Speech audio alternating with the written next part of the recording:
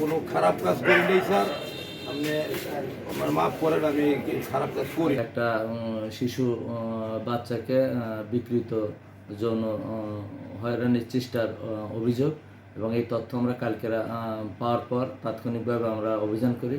আমার এসআই রেণুকা সহ officer force দিয়ে তাকে আমাদের হেফাজতে আনি।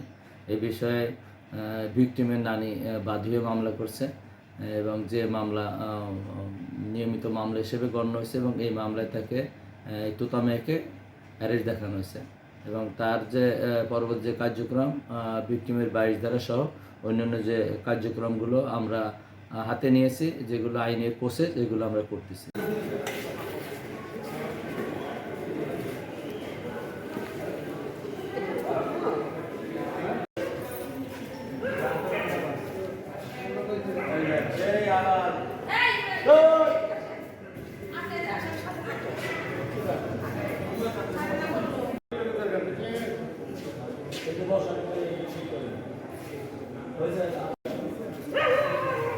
নাম কি?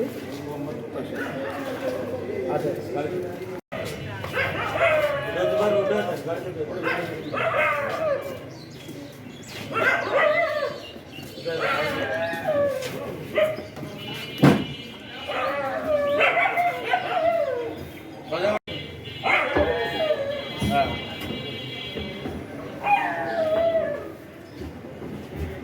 ঠিক আছে।